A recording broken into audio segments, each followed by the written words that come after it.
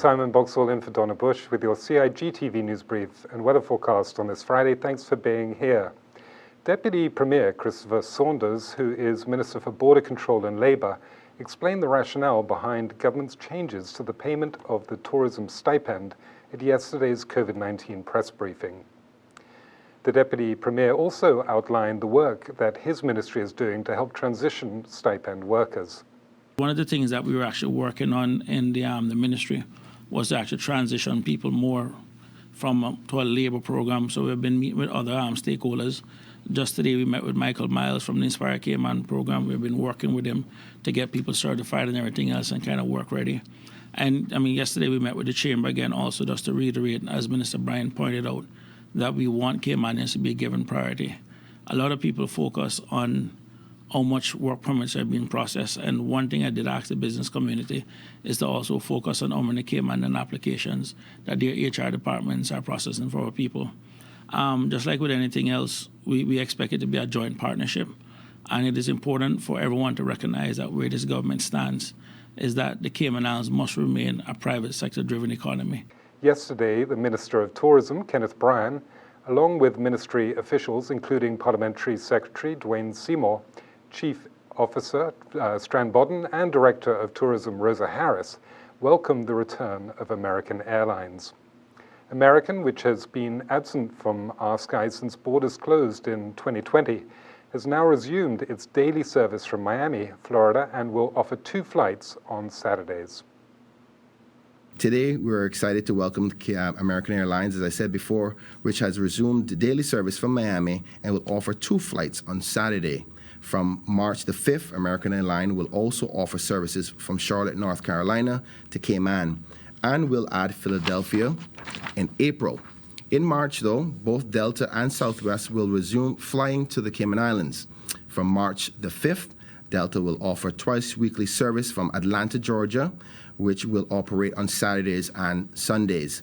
On March the 10th, Southwest will commence daily flights from Fort Lauderdale and will include weekly flights from Baltimore starting 2 days later on March the 12th. And of course, we cannot forget our beloved national airline, Cayman Airways, which begins weekly service from Denver, Colorado on February the 26th. As you can tell, our numbers are starting to increase tremendously, which is great signs.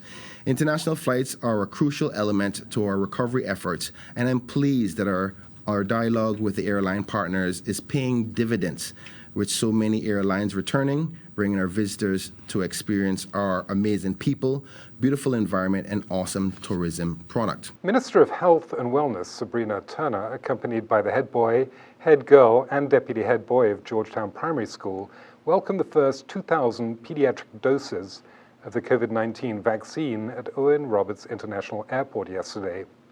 The Ministry of Health had invited the young people to witness the arrival of vaccine on British Airways and to talk with the minister about plans for children's vaccinations.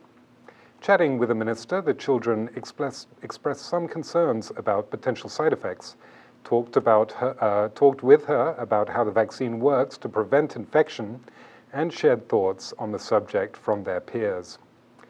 Speaking at the COVID-19 press conference shortly before the arrival of the vaccine, the minister acknowledged that the decision was a complex matter for parents.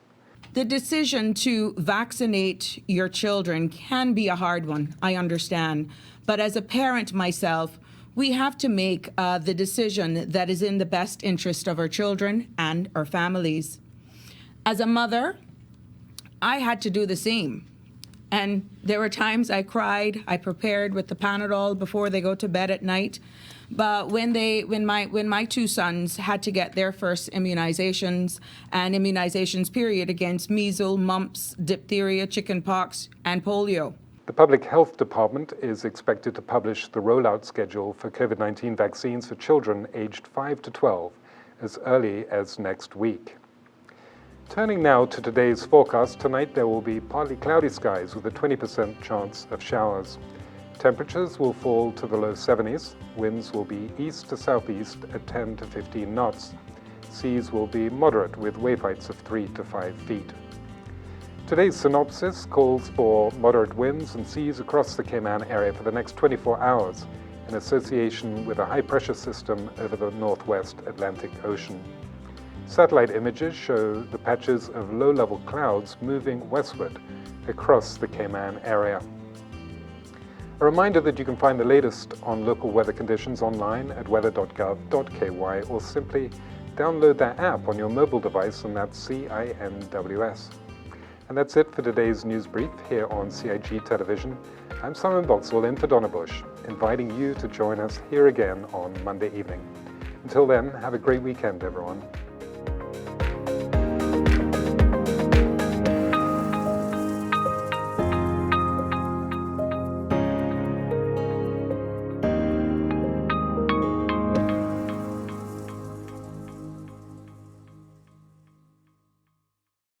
Seek the latest, accurate information on COVID-19 only from official sources at gov.ky/coronavirus.